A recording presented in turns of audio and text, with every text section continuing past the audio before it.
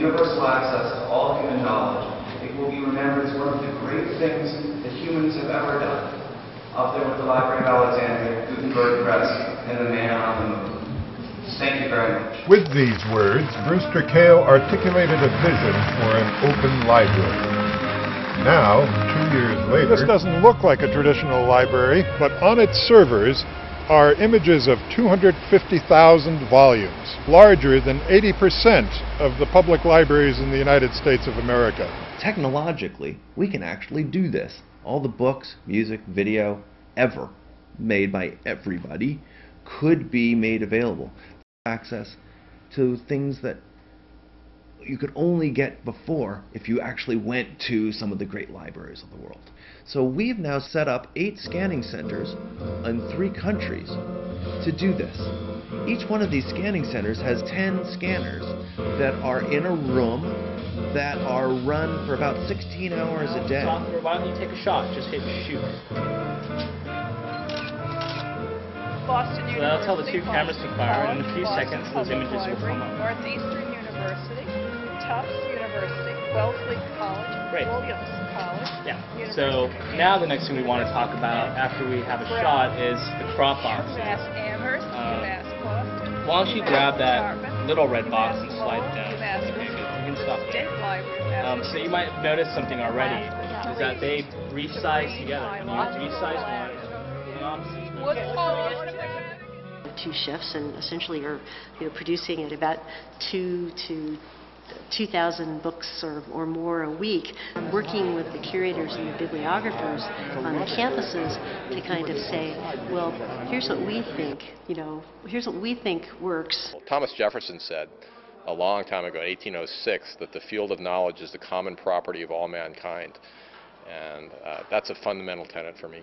The Boston Public Library has had the words "free to all" emblazoned over its doorway since 1894. It's being consistent with the mission, but with a new way in which we might meet that mission. I believe in the Open Content Alliance principles. We're now in the heart of the Internet Archive Data Center. Computer racks like these are taking the images, optimizing them, creating derivatives, making thumbnails, making files appropriate for flippy books, getting PDF files together, creating optical character recognition from the images themselves. We've been finding the last mile of getting information to people is sometimes the hardest, especially when you're dealing with people in rural areas or in developing countries. So the idea of bringing books to people in whatever form they want is going to be important. MIT has spun off a very interesting project to make a laptop that's really good for the developing world, a $100 laptop.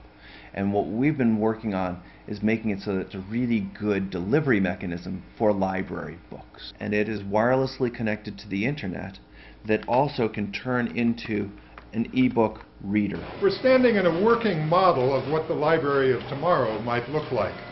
There's a desk for a librarian, some reference books on the shelves, and a machine that is called a 10-minute press. Put this kind of paper in one side, and 10 minutes later, the book of your choice delivered, bound, and ready to read. The OCA mission of making material available for free use and for the world at large is really the true fruition, the true culmination of what you can do in a digital world. This small tool, this small step, will provide boundless opportunities, some imagined and some not even imagined. We now have the technology to go and build a great digital library that we've all dreamed of.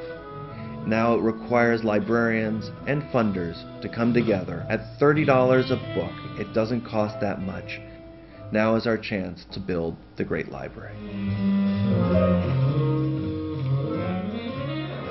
Spectrum, seeking open access to the world's knowledge. Enabling access in a way that we don't see happening for some categories of material through the commercial search engine. Gas is in the tank, the car's fueled up, we're pulling out our roadmaps and figuring out how far we're going to go. The opportunities come down to commitment by libraries, funding to take care of bringing the books to market, and support and stamina, and I think we're going to do it.